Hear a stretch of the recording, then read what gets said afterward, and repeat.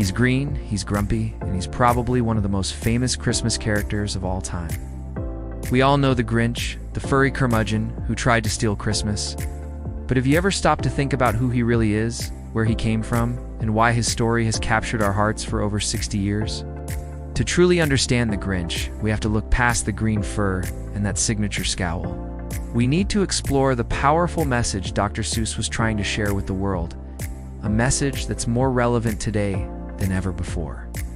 The Grinch was born from the brilliant mind of Theodor Seuss Geisel, better known as Dr. Seuss. He first burst onto the scene in the 1957 children's book, How the Grinch Stole Christmas. The story takes place in the enchanting town of Whoville, a place filled with pure joy and inhabited by the cheerful Whos. Every year, the Whos go all out for Christmas. Their town overflows with music, grand feasts, dazzling decorations, and an incredible sense of togetherness. It seems like everyone in Whoville adores Christmas. Everyone, that is, except for one bitter, isolated creature who lives high above the town on the snowy peak of Mount Crumpet. That creature, of course, is the Grinch. Dr. Seuss describes him as a small, green, furry being with piercing yellow eyes and a permanent scowl etched on his face. He lives a solitary life in a dark, cold cave with only his loyal and often mistreated dog Max for company. From his lonely perch on the mountain, the Grinch glares down at Whoville. Sounds of happiness, the infectious laughter, and the joyful carols drifting up from below don't warm his heart, they infuriate him. The noise, the lights, the constant cheer it, all drives him absolutely mad. Why does he hate Christmas so much? The book gives us a simple yet profound explanation. His heart is 2 sizes too small. This iconic line isn't just a physical description, it's deeply symbolic. The Grinch is emotionally stunted, closed off from connection, and drowning in his own loneliness. While the Whos celebrate community and love, the Grinch isolates himself, choosing to believe that Christmas is nothing more than commercialism and noise. In his cynical mind, Christmas is a shallow, annoying holiday that needs to be stopped. And so, fueled by bitterness, the Grinch devises a wonderfully awful idea, decides to put an end to Christmas once and for all. On Christmas Eve, he crafts a crude Santa Claus disguise and, in a stroke of reluctant genius, ties a single antler to poor Max's head to make him a reindeer. Under the cover of darkness, they sneak down into the sleeping town of Whoville. Going from house to house, the Grinch commits the ultimate holiday heist. He steals everything everything associated with Christmas. He shoves presents, stockings, and decorations up the chimney. He takes the wreaths, the trees, and even the holiday feast, right down to the last can of hoo-hash. He loads it all onto his sleigh, confident that without all these material things, Christmas will be completely ruined. As he drags his loot back up the mountain, he can't wait to hear the sounds of heartbroken sobs from the Whos below. But when Christmas morning arrives, something completely unexpected happens. Instead of crying, the Whos emerge from their homes. They gather in the town square, hold hands, and begin to sing. Their song is not one of sadness, but of pure, unadulterated joy. They aren't singing for presents or decorations. They are singing because they have each other. From his spot on the mountaintop, the Grinch hears their beautiful, defiant voices. In that moment, he has a profound realization. He was wrong. Christmas didn't come from a store. It wasn't about presents or ribbons or tags. Christmas, perhaps, means a little bit more.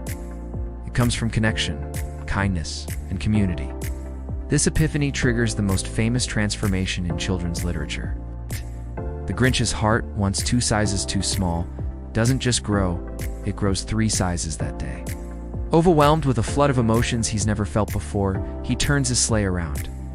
He races back down to Whoville, returns everything he stole, and, for the first time, joins the Whos in their celebration.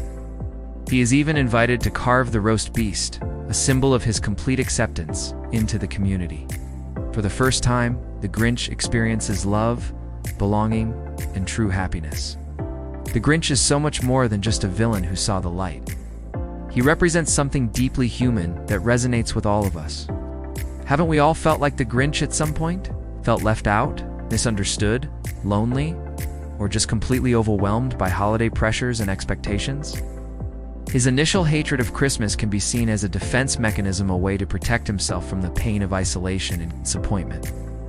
Dr. Seuss himself hinted that the Grinch was partially inspired by his own growing cynicism about the commercialization of the holidays.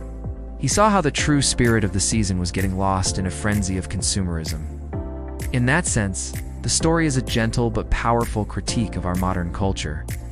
It's a timeless reminder that the real meaning of Christmas isn't found in shopping malls or expensive gifts, but in the simple acts of kindness, generosity, and spending time with the people we love. Over the decades, the Grinch has become a cultural icon, brought to life in various adaptations. The original 1966 animated TV special, with its unforgettable song, "You're a Mean One, Mr. Grinch," became an instant holiday classic that families watch year after year. In 2000, Jim Carrey gave a legendary high-energy performance in the live-action film, which gave the Grinch a more detailed and sympathetic backstory, exploring the childhood trauma that made him so bitter. Then, in 2018, a new animated film introduced the character to a new generation, painting him as more of a misunderstood outcast than a truly malicious villain. Despite these different interpretations, the core message of the story has always remained the same. The Grinch isn't truly evil, he's just hurt. His grumpy exterior is a shield for a lonely heart that desperately wants to be included. And when he is finally shown a little understanding and compassion, he is capable of incredible change. This is why the Grinch continues to be such an enduring and beloved character. He reminds us that it's never too late to open our hearts, to grow as people, and to reconnect with those around us. He proves that even the coldest, most cynical heart can be warmed by acceptance and love. The Grinch's story isn't just about a creature who tried to steal a holiday. It's a powerful story of redemption, emotional growth, and the discovery of the true spirit of Christmas. And that is why, year after year, we welcome this once-hated character into our homes and our hearts. Thank you so much for watching. What's your favorite version of the Grinch? Let me know in the comments below. And if you enjoyed this video, don't forget to like, subscribe, and hit that notification bell for more stories behind your favorite characters. Happy holidays.